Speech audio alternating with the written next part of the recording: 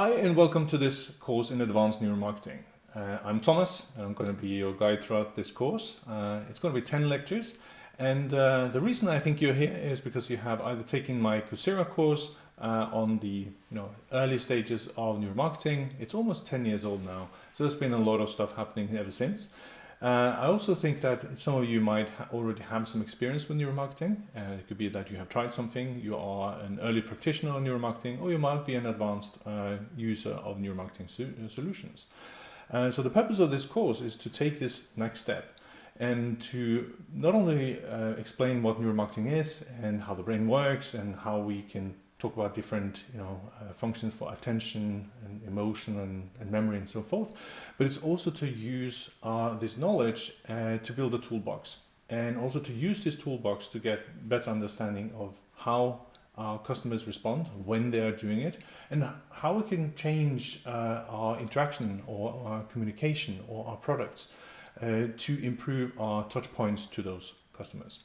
In this first lecture, I will go through some of the basics. I'll go through some of the definitions we have, some of the basic information that is necessary, and also a little bit of a look into the way that the industry has developed over the years. So let's get started with the course, and then let's get started with this first lecture.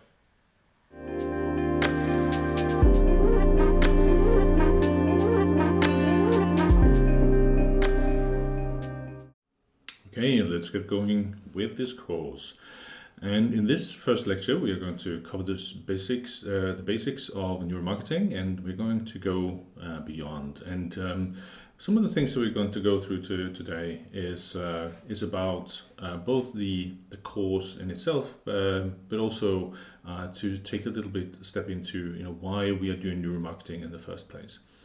Very briefly about myself, my name is Thomas. I have a background in both economics and business, and then a little bit of philosophy before I graduated in neuropsychology, and I worked clinically in neuropsychology for some years before I did a PhD in neurobiology and neuroimaging. I have been working very much with fMRI and EEG as my primary tools, if you like. But I've also had other types of tools that I have published on and worked with as well, such as PET imaging, for example. The other thing is also that I have been founding and heading the Center for Decision Neuroscience at the Copenhagen Business School and Copenhagen University. That was until 2015, where I shifted over to my role as the CEO of Neurons Inc., the company that I'm currently at, and both the founder from 2013 and also the CEO of that ever since. I'm also at the Neuroscience faculty at Singularity University and Singularity U Nordic in Copenhagen. So Singularity University is in Silicon Valley and Singularity U Nordic is in Copenhagen. And my own interest has a broad swath of different interests, and that ranges from decision making as a whole. I've published a lot and worked a lot on consciousness, what makes us conscious, and by that also what types of processes that can happen unconsciously. And I've also been working very much on emotional and cognitive responses as well. A lot of my work stems from academic research initially, and then also to be included with some of the largest companies that we have here on this planet. So that means that I'm still working academically. I still publish papers. I have a strong relationship with many of these institutions still. Some of them, more incidental on a project by project basis. And then for the global clients, these are companies that we are working for or have worked for. And then, of course, we also see a lot of new clients coming in as well. And some of them even not making it to this list, I think. A good example is Spotify, for example, that we have a case for how we help them launch a marketing campaign in India. So that's something you can seek out on the Neurons Inc. website. And we'll link to this in the lecture notes as well. And as you can see on the right side, this is the toolbox, if you like. These are the tools that we have been using the most. You can see on the eyes that this person is using eye tracking glasses. In the middle between his eyes, there's a camera facing outwards, and then you have some sensors underneath. I can have a point here for you that shows exactly where the sensors are. These are infrared sensors that picks up where the eyes are. So by that we can quantify, we can measure where people are looking, and then we use a lightweight EEG system that is high resolution in terms of time, and it allows us to track, on almost by a millisecond basis, how people respond to different types of experiences. So this is the lecture outline, and as you can see we have 10 lectures. The first lecture now is about what neuromarketing is, a brief recap of that, the history, the types, the landmarks and so forth. And then we are going to go slowly into what's called the 4-power model. But before that, the second lecture will be about a brief recap of the basics of the brain, the different tools and the 2 models that we will use throughout this course. Lecture 3 is about the senses, how the brain processes sensory information. We will introduce the 4-power model there, much more in depth, because we have the next 4 lectures will be about the 4 different steps in that model. The 4th, 5th, 6th and 7th lecture will then be about each of those powers. So respectively, stopping power, which is attention, transmission power, which is cognitive load, persuasion power, which is about emotions, locking power, which is memory, and then we get on to summarize this at the end in the consumer journey in lecture 9. But before that, we also have lecture 8, that is about hedonic experiences. So these are more the conscious side of consumer journey. And although we do neuromarketing and consumer neuroscience to focus on very much the subconscious and the unconscious sides of consumer behavior, I don't think that it's fruitful to completely avoid talking about conscious sides of decisions and experiences as well. And then lecture 10 will be a recap and a summary of the overarching picture that we have. And throughout this course, we'll use several tools. On the one side, we will focus on some theory. We will focus on some recent studies. We will also look at different tools, how we can use these tools to gain insights. And then we'll also have cases and example videos, for example, so that we will start interpreting as well. And then we'll give you some challenges along the way here as well for you to exercise on. And of course, besides this video, there is a lot of content that we will provide on a lecture-by-lecture basis to provide you with more additional information, reading tasks, different exercises and so forth. So please remember to not only base your learning here on this video, but also go beyond as well. For this course, we will tap into 2 different types of sources. On the one side, we have my textbook, which is now a little bit antiquated, but it's still the best we have in this field. This is the only textbook that is currently being used to train and teach people around the world. We have leading business schools and universities are using this currently, and as you can see here, the second edition is in the works now, and it's coming out from Oxford University Press as soon as possible. So this current crisis that we are in, just for the record, this is shot in the spring of 2020, so that means that we are currently on the lockdown, and this is the time that it's a good time to actually do and make this course, and it's also a very good time to get the work done on such a textbook. So this is coming out as soon as possible, and we will also update this slide once we have that included in the course.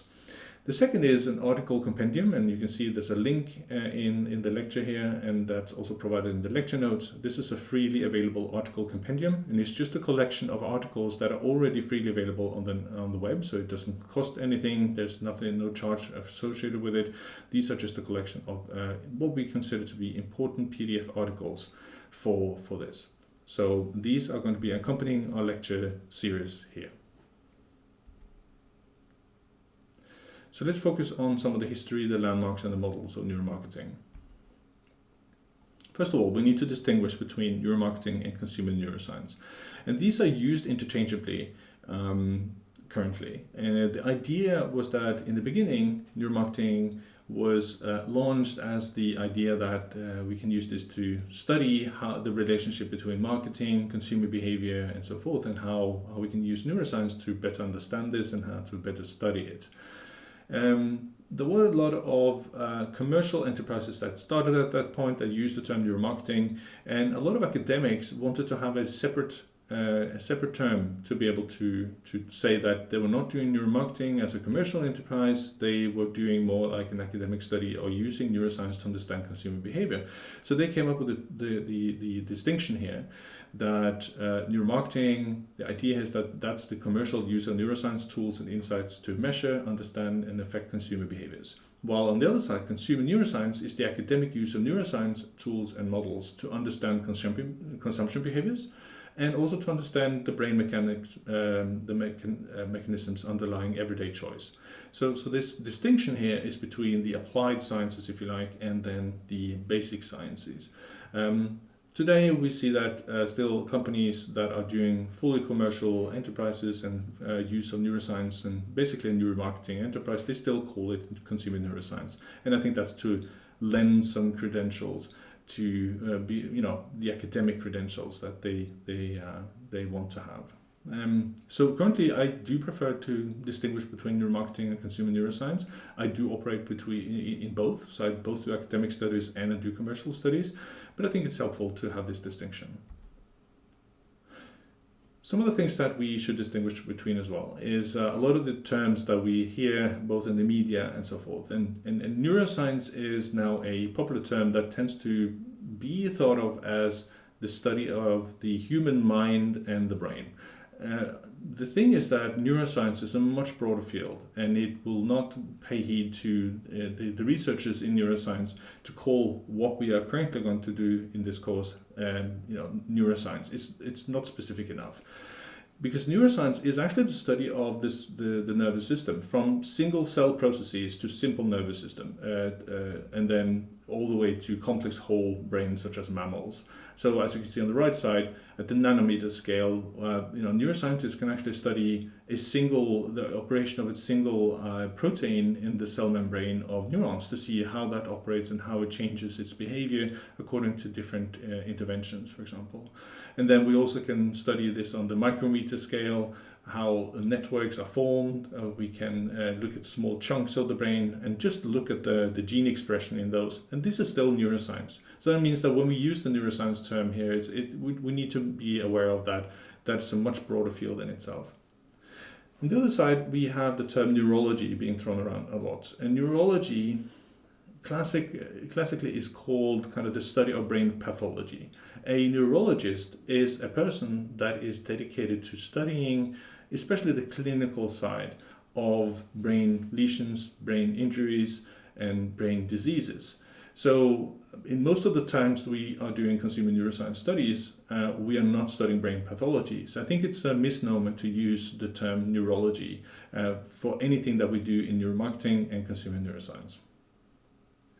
Neuropsychology is a term that we don't meet too much when we talk about neuromarketing and consumer neuroscience, but that's actually closer to the workings that we are doing. Neuropsychology has two sides. On the one side, it is the clinical, very much like neurology, it's the clinical side of connecting brain lesions and brain diseases to different functional disorders, such that, if you have certain types of lesions, people can have certain memory disorders, language disorders, and so forth. But neuropsychology goes beyond that as well. It is more like the study of the brain and mental processes. So what happens in the brain that can create these mental processes. The marriage between the modernization of neuroscience with cognitive psychology is now called cognitive neuroscience. And we also see terms such as affective neuroscience. And this is the collection term for the study of the relationship between the mind and the brain. And I think that most people today that are studying things that we are finding interesting in consumer neuroscience and neuromarketing that don't operate within this field, they are typically what we call cognitive neuroscientists. So these will be people who are studying emotional responses, cognitive responses, and how that works in the brain. So that will be the term to use. If we look at the interest in neuromarketing and consumer neuroscience over the past years, we've seen on the left side, we've seen the number of articles coming out on a yearly basis to rise, almost exponentially. And this suggests that there's a lot of interest, there's a lot of impact of those articles. And although the number of articles, so about 3,000 papers per year, sounds incredibly high, it's near the number that we see for more established disciplines such as cardiology or neurology, for example. So this still means that there's a large growth factor here that we see. And I think that in some respects it's also related to the nature of this field. It is that it's multidisciplinary, it's the combination of economics, psychology and neuroscience. So that also means that there's a lot of different literatures that we can see that the articles come out from as well. On the right side, we see the expected growth rate of the global neuromarketing technology market, and the compound aggregate growth rate, the CAGR here, is now 12.5%, and this is before the current Corona crisis. So it has to be adjusted. Every market needs to be adjusted after this, of course, but this was the expectation before. And this growth rate is actually pretty high. It means that there's a lot of positive expectations when it comes to this market, that we do see that there's an expectancy of this market to grow pretty fast and even more than before.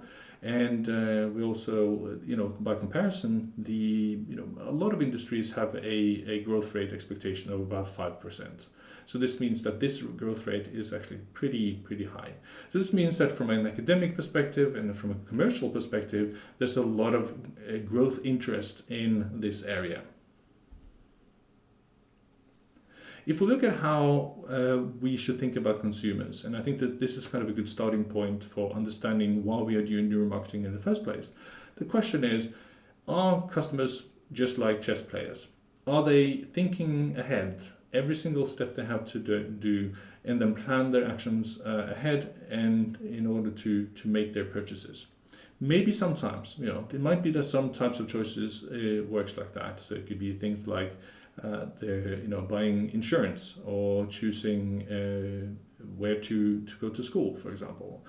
But even there, we might see that maybe we're not as rational as we would like to think we are. And a lot of the choices we do as consumers, so that's like going online, going to the store, and what we are buying and choosing there, might be much more influenced by less rational choices, let's put it that way. So one great way to show this is, of course, by showing a great clip from Jimmy Kimmel. I love this idea of what's called the live witness news, where they are exposing people to different kinds of situations and different kinds of questions that show how good the disconnect is between what we say and what actually seems to happen. As you learned exclusively on this show, Apple unveiled their new iPhone 7 yesterday. It's not coming out until September 16th, but most people don't know that. Most people hear about the announcement and they assume they can just get it right away. So we decided to take advantage of that and of the Apple mania in general. We went out on the street, we asked iPhone users if they wanted to try the new iPhone, the iPhone 7. And when we took their current phone, we cleaned it, we put it in a different case, and we handed the phone right back to them. Told them it was the new one. Do you think we found anyone who believed that? Well, let's find out with this first look at the iPhone 7. We've gotten some prototypes of the 7, and the great thing about the 7 is it's an instant data transfer, so you can transfer a lot of your settings from your current phone to the 7 and try it out instantly as if it was your own phone. Oh, cool. Do you want to take a spin? Absolutely. Okay, great. Would you mind giving Patrick your old phone? Do you need my passcode? Okay. It will automatically do it. And you said you've had one since the 3? Oh yeah, probably since I'd say 2011 or 2010, whenever that one came out. Now this new one is water resistant, right? Yes. Now have you ever had anything where you've gotten water on any of your iPhones? Yes. What happened? Dropped it in the toilet. Dropped it in the toilet? Yeah. And did you do the rice thing? Yes, I did. Did and it work? Didn't work. No. Okay. Oh, and we have the new iPhone with all the settings in Okay. it. Wait, so this is like all my stuff on it? This is all your stuff on the new one. Cool. That's And great. how does it feel? Thinner, Thinner? A little bit. Does it feel lighter as well? Yeah, actually, than my 6 Plus, yes. And you could test to see if all your info has transferred. Has it transferred? Yeah, I already got a text message from a friend of mine, so yeah. Oh my God. Let's see. So can you just sort of talk to us about the features of the phone? How does it feel? How does it look? It's a lot smoother. I like it feels lighter Feels lighter? than the other one. Yeah. So what do you think in terms of like the style and the sleekness compared to your old phone? It looks good with the eased bezel on the front, you know. It looks nice, feels nice in the hand. Is it faster to you? Yeah, from going to this phone to the other phone, yes, sir. A lot of the pictures are pre-filtered in the new one, so you'll see that they'll look a lot smoother and they'll be less choppy looking. Okay, yeah, I can see that. How do the pictures look to you? They look good. I think it looks a little bit brighter than on the 6. It definitely looks a lot more crisp. Yeah, a lot more clear. Even the screen itself, like there's, I don't know, it looks more smooth and glossy, I guess, Right, shall I yeah. say? Like, it's Yes, so I think that speaks volumes when it comes to how much we can trust what people are saying, and especially that there's something that is different from what we do and what people say, and we'll see throughout this course exactly this disconnect between how people behave, how they respond emotionally and cognitively, and what they say they're doing. And if we take a step back in terms of neuromarketing, there are at least 3 different trends that have led to neuromarketing. On the one side, it's the growth of what we call behavioral economics, and I guess most of you have heard about the Thinking Fast and Slow of Daniel Kahneman, the work by Richard Thaler, Dan Ariely, and so forth. If you have not read that, we'll link to that in the lecture notes as well. But if you have not read that, that's an absolute must before going into this course, is to understand exactly what is behavioral economics.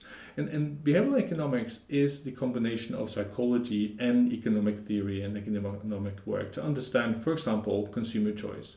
And it has demonstrated that we deviate from optimal and utility maximizing or rational choices. That kind of led the ground for us to have an understanding of consumer behaviors as something that was driven more by emotional responses and heuristics rather than a rational information gathering conscious process. On the other side, we have the combination of psychology and neurology that has allowed us to understand the relationship between mind and brain better. So this is the growth of neuropsychology. And this has been, and of course, then this has allowed us to be, have a better understanding of exactly what is the relationship between the mind and the brain, and have a more systematic approach to this. And as we'll see throughout this course, is that the way we understand this relationship can have an effect on the way that we will actually understand how to communicate better, how to make products better, for example. And finally, we have cognitive neuroscience, which is the growth of the neuroscience equipment that we have been using. Brain scanners, modern brain scanners have led us to be able to study brain processes without really, resorting to using and studying patients, for example.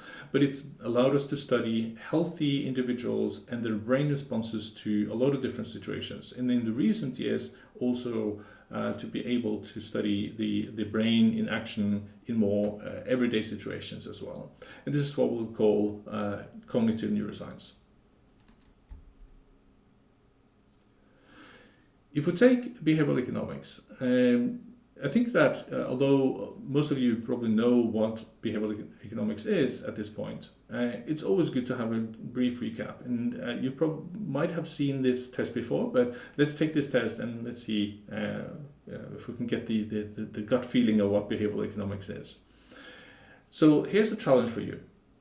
Let's say that it takes 5 machines, 5 minutes to make 5 widgets.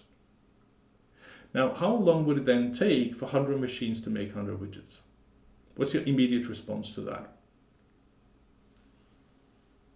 100, right? Well, 100 is not the right answer.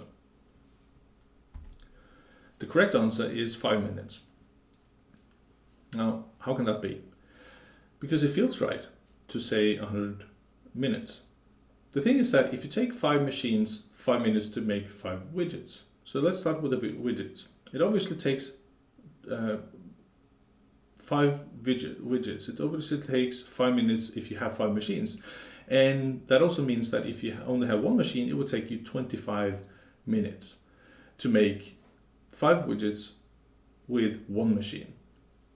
So it means that per machine that you have, it takes 5 minutes. So now if you have 100 widgets you would have to make. Normally this would take you 500 minutes if you have one machine. But now you have 100 machines. So this means that you can actually divide this by 100 and you get back to, the time it takes for one machine to make one widget, which we already said is 5 minutes. So the answer is 5 minutes. But the point here is that it feels right to say 100 widgets. And this is the whole idea behind parts of behavioral economics, is that we have this innate tendency to act on what feels right. And what feels right might be extremely wrong sometimes. This was also studied by Amos Tversky and Daniel Kahneman. Kahneman received a Nobel Prize in economics several years later on. Unfortunately, Tversky died from, I think it was cancer, before that. But they basically laid the groundwork by establishing that we have these types of biases, if you like. And what they also established was that, if you look at the way that we have expected utility, that the way that we are expecting outcomes, but also expecting value, we see that on the right side, their prospect theory, just by, I'm not going to go into details about this, but just by looking at the graph here, you can see that the way that the relationship between some expected outcome and some value, for example, is tremendously different from any other previous model. And this is because that it's shown that it's a better predictor of the choices that we make as people. And so by inducing and infusing psychology into economics, as we'll see throughout this course, we can see that it has changed our understanding of exactly how we should understand human decision making. And also when we then combine with neuroscience, how we can measure this process. And the bias I just showed you was this kind of gut reaction to, it felt right, so to speak. And the thing is that we have a huge list of different cognitive biases. We have so many biases that it's almost impossible to grasp in one figure. And this isn't an attempt to show this. And we are providing a link in the lecture notes to a list on Wikipedia that can show you the list of different biases that we have. And these biases is something that we all have to some degree or at some points, but we all have them as part of our decision repertoire. And I think it's worthwhile going through that list just to have an understanding of the irrational behaviors that we all can have sometimes. Now, the growth of neuropsychology was also an important factor here. And I think that you have, maybe you have heard some of those people before, but on the left side, we have Phineas Gage. Phineas Gage was popularized by Antonio Damasio in his book, Descartes' Error, where he described this patient that more than 100 years ago was working at the railway company that basically laid the railways down from the cross-to-cross continent American railway, basically. And he was at the time a very well-liked person. He was in charge of his own little group, and then one day he unfortunately he took part in the work as well, and unfortunately he made an error that made an explosion, made this metal rod fly through his skull and produce huge lesions to his brain as well, especially the frontal part. And as you can see, no wonder he was also blind on his left eye. But then what also happened afterwards, he did survive miraculously. But what happened was also that he changed, basically his behavior changed, and almost like his personality changed. So, and then he went from before the injury to be a well-liked, well-respected, well-behaved, family man, and to become basically a social deroute. He ended up gambling. He lost his marriage. He lost his job. He never really recovered to a normal life again. So this connection between what seemed to be the frontal lobe and some kind of personality change was something that was made after this lesion. On the right side, we see another trend in research, the workings of Broca and Wernicke in establishing that certain types of lesions, especially to the left side, was related to deficits in language. And Broca identified a part of the left frontal lobe that when there's a lesion there, people had an expressive aphasia, it's called, expressive aphasia. So this is the time when people, they know exactly what to say, but they can't utter it. They can't talk. So they lose the ability to talk, but they can still understand language. And then on the other side, Wernicke came with patients that had a different type of lesion, a little bit more back in the temporal lobe or the temporoparietal junction, it's called, that when people had lesion there, they could speak, but they could not understand other people's languages. It's almost like listening to a language that you understand that it's a language, but you can't understand what language it is. And it might be close to your own language. So as a Norwegian, for example, listening to Dutch people speak feels like I should understand it, but I don't understand it, for example. So these indications were showing that there's some relationship between the brain and the mind, and that led to a lot of speculation in terms of how precise this relationship is. So is it really so that we have a center for different things different mental capacities in the mind, and that led to what's called a phrenology of how the mind and the brain works. And the interesting thing is that there was an interest in there was a belief that you can measure these faculties of the mind by measuring the bulges on people's heads. So you can see in old cartoons, for example, that you have these professors, long-bearded professors, looking at or measuring the skulls of people. And the whole idea here was that they were measuring the bulges on the head as an indication of whether they had certain positive or negative attributes. And the idea was that if you had more of something, it grew a bulge, both on the brain but also on the skull, that you could then measure. Today, we don't believe that, of course, but we still have, a lingering neo-phrenology in our terms, and especially when you read such things in newspapers, such as a center for reward or a center for fear, for example. That we need to discard that. The brain doesn't work like that. The brain is a huge network that has certain types of specializations, but what we also see is that those regions can also be involved in other functions as well. So it's not as clear-cut as we would like to see in the brain, but it's a biological system, it's a messy system, and it's a system that has evolved over eons of time. So no wonder that the brain is a complex organ. When we look at the methods that we are going to talk about throughout this course, especially some of them, most of you have heard about fMRI or functional magnetic resonance imaging, and especially there's one type of fMRI that we normally think of as the fMRI method, which is bold fMRI, and this is the measurement of blood oxygenation in regions of the brain. That produces a particular magnetic signature that you can trace with a MRI scanner. Now, this is only one type of fMRI. There's also other types such as perfusion fMRI, but we rarely hear about those methods. On the other side, we have other methods such as MEG or magnetic encephalogram. This is where you use basically not as big a machine as an MRI, but still a relatively large machine that allows you to measure the the magnetic changes across the skull. And every time there's an activity change in the brain, because the brain is both chemical but also electromagnetic, we can trace those magnetic deflections by mapping them in the MEG scanner. And very much in the same way as the MEG, you have the electroencephalogram or the EEG, which is all about measuring the same properties basically as the MEG, but now the electrical side of that electromagnetic spectrum.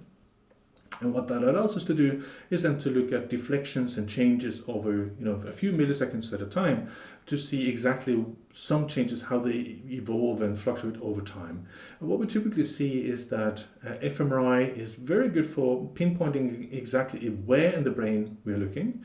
The EEG and the MEG are very good for at looking at when something happens in the brain. And today we can combine methods. We also see that fMRI gets a better temporal resolution, and we also see that EEG and MEG also gets better spatial resolution. So, and then you also see researchers doing both in the same time. So you have special solutions for you doing EEG and the fMRI scanning session, for example. So there's still an ongoing convergence and development of each of those methods. So the time ahead is going to be extremely interesting. And one thing that we've seen in particular, and that I like myself, is that the EEG is now possible to use without a huge scanner. It's also made more portable. And by doing that, we can get away from this kind of lab setting every time we need to test someone. And it allows us to test people in more natural behaviors. I'm just going to do a demo here of how you can use fMRI to measure exactly how people, how you can see the preparation signal. So this is a person lying in the brain scanner, and he has his hand open at this point, but he is asked to count down and then clench his fist and then open it again. And what we can look at is not just what happens in the brain when he's clenching his fist, but also the preparation in the brain. That when you're counting down and you're preparing to clench the fist, there is actually some activation that is preparing that action to happen. So let's play this movie, and you'll see that these areas of the brain are actually becoming more active closer to the clenching, and then once the clenching has happened, it wanes again.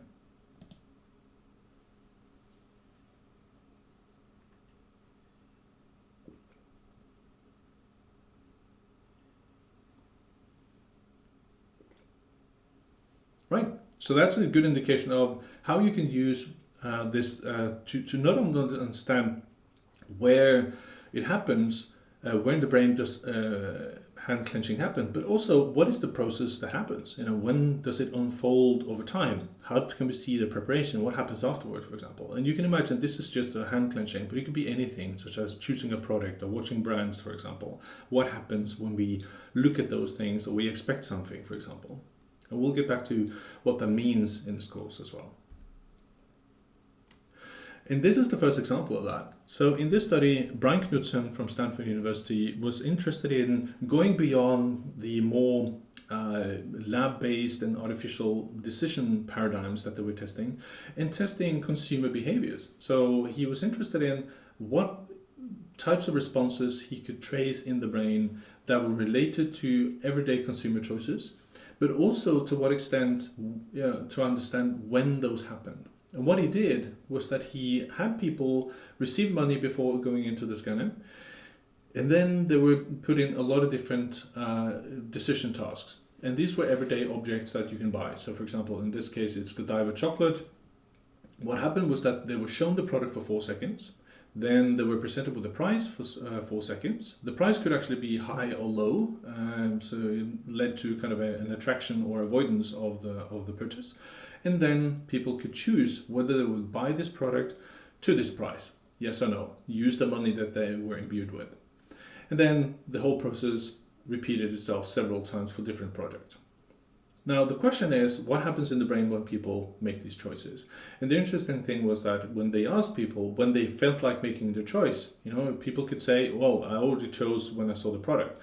But they typically said, I looked at the product, I looked at the price, and then I thought a little about it, and then I made up my mind and I chose. So they typically said that it's the last phase here that I make my conscious choice. What the researchers were doing was to go back in time, all the way back here to when the first product was shown, or when the product was shown, the first 4 seconds. What they saw was that there was an increase in a deep structure in the brain called the nucleus accumbens, that the higher the activity in this region, the more likely it was that people were going to buy this product down the line. Conversely, they also saw that when the price was shown, the higher the price, the more unreasonable the price, if you like, the higher activity in another region called the insula. And the higher activity in the insula during this phase, the lower the relationship, or the lower the likelihood that they will buy the product. So this suggests that there's something going on at this point that actually predicts whether people are going to choose the product, 8 to 12 seconds before the choice.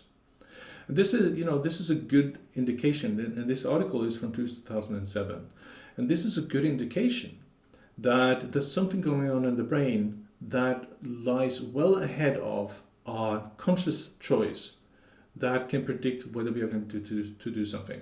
And then you can imagine that if we can now look at this and we can compare different versions of the same chocolate, for example, the way we can portray it, then we can look at this indication and this response to see, maybe we can trace this type of response and then predict the likelihood that, this product presentation is going to work so much better than another product presentation. And we'll get much more into detail about that.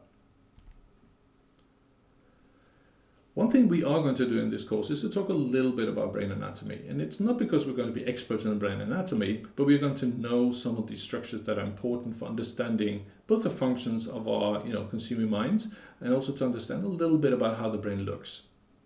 As you can see here, these are some of the main structures that are important for understanding consumer behaviors. And I'll go through them very briefly here, but you can see this person's brain. I'm not sure, but it might be me in my own brain scan. I've been scanned several hundred times when I was doing my PhD, so let's assume that this is my brain. And what we can see here is that the nucleus accumbens is lying here, just under what's called the corpus callosum, which is a fiber bundle that connects the right and left hemisphere. We'll show you later on what that means. The nucleus accumbens was the study, the place in the brain that the Knudsen study pointed to. The other part of that was insula. That was the price-sensitive area of the brain. We have other structures such as the amygdala that we know is involved in fear responses, but also reward responses. So this is an emotional part of the brain as well. Then if we take a slice here and we move that slice a little, we take a slice here or cut slightly more backwards, you can see that the nucleus accumbens is still here, but we don't need to show it again. But here is the ventromedial prefrontal cortex. This part of the brain is involved in hedonic experience, so liking, for example. We have the dorsolateral prefrontal cortex, which is involved in working memory or cognitive load. And then we have the hippocampus, which is just under or behind the amygdala, that is involved in episodic memory and factual knowledge, for example. And the question here is, as we've mentioned earlier on, the question is whether neuromarketing is legitimate. Is there something about neuromarketing that makes it less legitimate? And I think that there's been a couple of what we call hype cycles throughout the years since neuromarketing was originally conceived, that have led to people being skeptical about what works about neuromarketing. And part of this problem is because that a lot of companies have chosen to go what we can call the dark road, or the secret route, if you like. They have chosen to come up with the metrics that they don't want to explain or publicize or make publicly available in any way. So it basically, then we call this a black box solution, because what you do is that you run your studies, you collect your data, then they are doing the processing on their end, and all of a sudden magic happens and they get wonderful metrics out in the end that then leads to a full report. I don't believe that model is the right way to go. There's so much knowledge about how the brain works that you can take up any textbook and you can use that textbook, and you have to, of course, have your neuroscientist on board, you have to have your statistician on board, you have to have your data person on board. But once you do that, you can, and you do your due diligence, you can actually come up with metrics that are well published. You can even publish on these data yourself, and you can use those data to basically understand and measure consumer behaviors. There's no need for this black box magic. So this is part of my own take on neuromarketing, is that I think we're doing ourselves a disservice by using black box solutions. So we'll get more into this later on in this course as well, but the whole idea here is that when you have a measure of emotional responses, for example, there's no reason for you to have a completely secrecy about it, because we already know where and when and how emotions happen in the brain. It's more about how good are you at actually capturing that, how good are you at reliably capturing that with a metric, and how good are you at explaining that to your audience.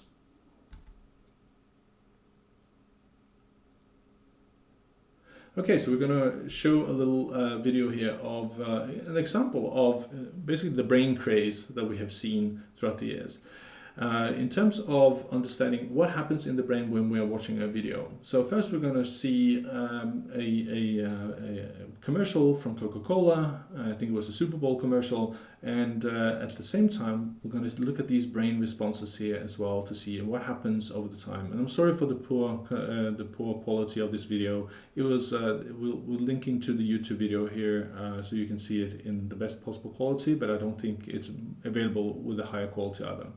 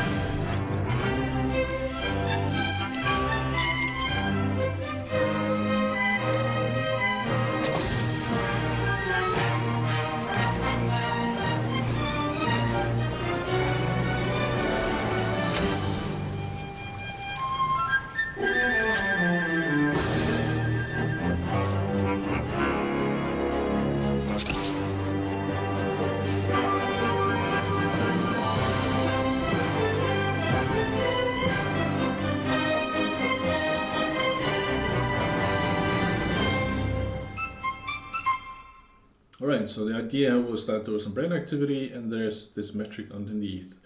And of course, you know, this metric was actually a useful metric because this is an engagement metric, I think it was the intention of being. But what I'm going to focus on here is what happens with these different types of metrics over here, the brain responses. And what people tend to be much more focused on is the brain activity that we see on the brains. The problem is that we tend to be so fascinated by brain activity that we don't really think about what it actually means. So by mapping out the visual and the auditory areas of the brain here, we can basically see that, you know, a lot of the activity that is being shown here is that people are seeing the ad and they are listening to the ad. So there's no big surprise that we see activity in those regions.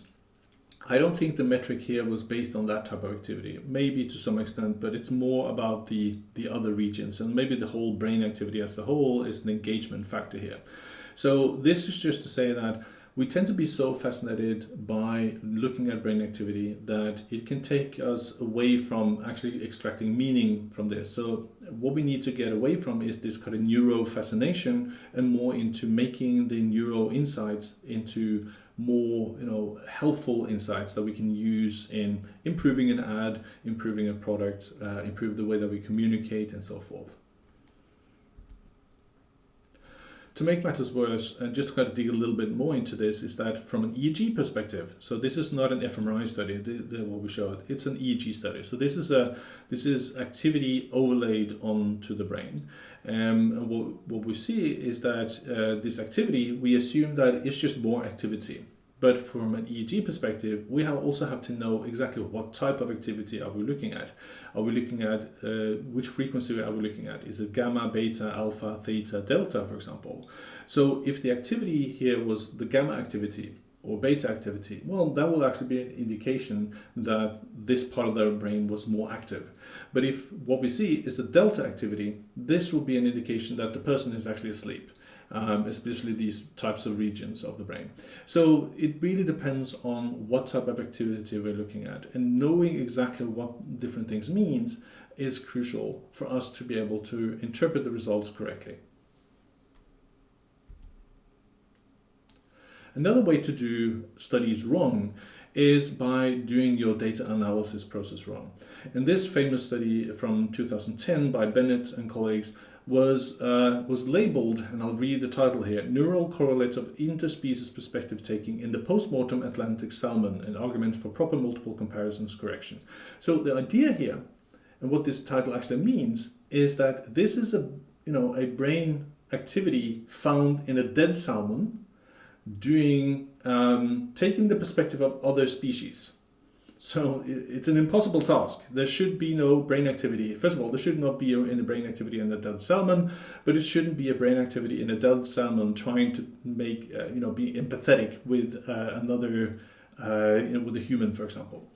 So the problem here is that they demonstrate this activity can happen when they do the data processing wrong. And this is why it's so crucial that you cannot just smack on some EEG equipment, take out some metering and just go ahead. You really need to do a due diligence. You need to have your team in order with neuroscientists and statisticians and so forth to be able to do this type of data processing correctly. And I think this is something that is understated to some extent when it comes to neuromarketing and consumer neuroscience, but it's so crucial to have. And what we need is an openness and an honesty about this, that it's crucial for us to be able to understand that the science behind this is extremely difficult to do. But once you have a team on board that can do this, then you can start relying on the signal much more. And this allows us then to do the interpretation and harvest the power of neuroscience. Another way, as we mentioned before, is also, when you get the data, even though you can rely on the data, you can still do logical errors. And, Martin Lindström had a, wonderful book that actually was, I would say that although we talked about neuromarketing already at the time that the book came out, the book itself captured a larger audience and popularized the whole notion about neuromarketing to a huge audience. And I think that this is something that we cannot understate enough. The problem was that the book also contained some factual errors. And of course, we can always be smart about it, but I think that is crucial because this is not just something Martin did. This is something that we see a lot of places. It's the logical error that we call reverse inference. Now, in the case of the book by Martin here, we see that he did a study, he did several studies, and one study, they looked at people looking at warning signs, so these on cigarette packages. And the idea by making those warning signs is that people will see them and they will look at them and they will think, okay, I don't want to have this horrible thing happen to me, and I will actually stop smoking, right? I will reduce my smoking, or I will stop smoking. He in this study, Lindström studied people's brain responses using fMRI to study how people responded to these warning signs. And what they found was an increase in the activation of the nucleus accumbens, this part of the brain here, when the smokers saw warning signs. Now, the interesting thing was, of course, that this part of the brain is the same part of the brain that we saw Brian Knudson find an increase in this activation was related to more willingness to buy.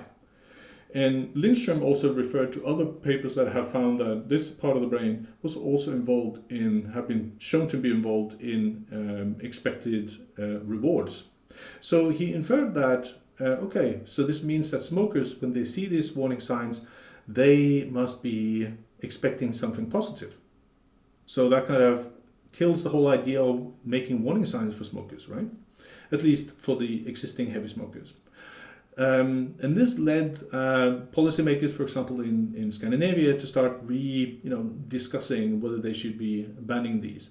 The only problem with this is that this is a logical fallacy. This is an error that assumes that every time this part of the brain is active, it has to do with only reward expectation, only with certain types of responses. And unfortunately, there have been a lot of studies that have demonstrated that this part of the brain can also be active when we are expecting something negative. So this part of the brain is not only about reward, it's actually about predicting an outcome. That's part of what this structure is doing. It's not the only thing, but it's part of it. So that means that when it's predicting something positive or predicting something negative, it is more or less equally active. And sometimes it's even more active when we are predicting something negative. So this kind of kills the whole argument that the smokers would expect something positive here. They could equally likely expect something negative when they saw these warning signs. So this is what we call reverse inference. It's a logical fallacy. It assumes that we know everything there is to know about the brain, and every time we see a blip in the brain, it only means one thing. That is not true. That goes back to that phrenology and neurophrenology, that there's a center for this and center for that. That's not the case. So what we need to do instead is to have a much more robust understanding of how we set up the experiments, how we can validate our results, and that's part of this course, how we can do that. Right. So this is the first lecture, and the first lecture was about this recap, if you like, of the history, the types, and the landmarks. And next time we'll look more into the basics of the brain, the tools, and the models. And I look forward to see you then.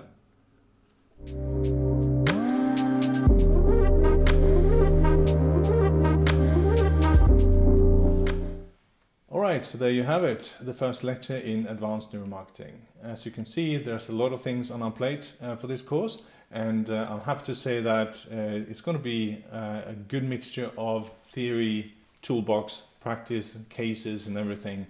So let's get going with the full course, and the next lecture is going to be a focus back on, what is the anatomy of the brain, what are some of the models we're going to go through here, and so on. So let's get started with that.